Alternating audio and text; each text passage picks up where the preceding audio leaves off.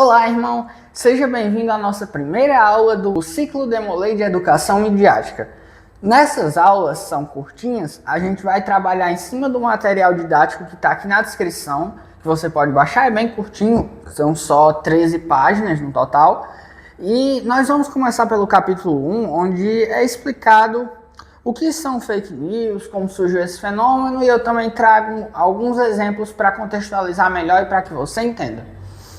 De início, o termo fake news em português pode ser traduzido livremente como notícia falsa, que pode, no caso, significar uma notícia que é deliberadamente falsa, parcialmente incorreta, ou cuja procedência seja impossível de comprovar, e que foi publicada por algum meio de comunicação, pessoas, políticos, instituições e etc. E apesar desse fenômeno ter ficado mais conhecido recentemente, seu uso na política não é de hoje. Desde que, por exemplo, regimes totalitários passaram a se tornar vigentes, por exemplo, no século passado, as notícias falsas são usadas para manipular as massas, enganar a população e fazer com que a figura do líder jamais seja questionada, bem como suas ideias. No caso, por exemplo, da Alemanha nazista, nós podemos citar o caso da propaganda que os nazistas faziam contra os judeus, contra os comunistas, contra qualquer pessoa que discordasse deles ou que eles taxassem como inimigo da raça ariana. Em 2016, esse tópico voltou aos holofotes quando, na eleição estadunidense, o então candidato Donald Trump passou a atacar a imprensa, em especial a CNN, acusando os jornalistas de serem fake news ou de produzirem fake news para combater sua campanha. E isso virou um traço muito comum aqui na eleição de 2018 também para a presidência da República, que foi marcada por uma onda sem precedente de notícias falsas que buscaram descredibilizar os candidatos, principalmente os candidatos mais à esquerda, porque a gente viu uma onda de direita e de extrema direita crescer muito nesse período.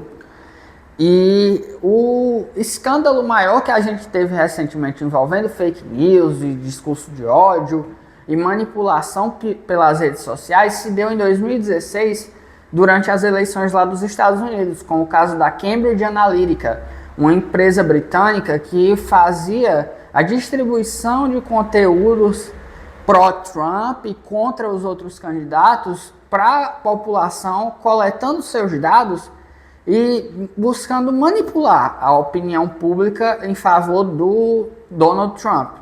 Inclusive, nessa campanha estavam envolvidos o Steve Bannon, que é um dos cabeças da extrema-direita global hoje em dia, que criou essa questão até do que aqui no Brasil a gente conhece como gabinete do ódio, e lá nos Estados Unidos é bem semelhante.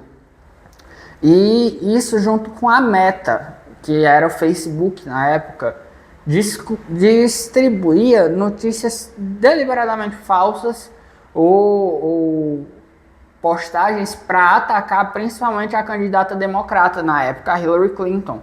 Por exemplo, se você era uma pessoa mais alinhada à esquerda, para que você não votasse na Hillary, a Cambridge Analytica lhe direcionava postagens a favor, por exemplo, do Bernie Sanders, que era outro candidato, e a favor do Trump, para tentar mudar a sua opinião para que você votasse no Donald Trump.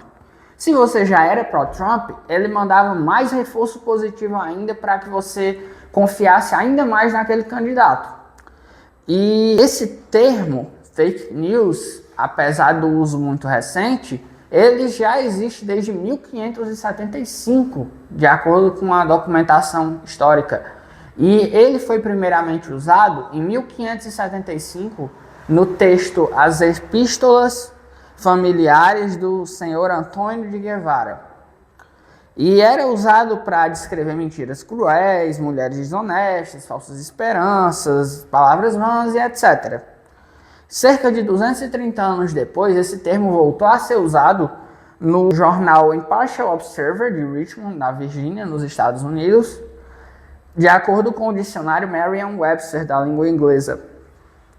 onde era feita uma crítica a um escritor que espalhava notícias falsas, o que na época já era contra a lei. Isso nos dá muito no que pensar, não é não? E atualmente, com a ascensão das ferramentas de IA, as deepfakes e etc., isso tem acendido uma preocupação enorme nos especialistas.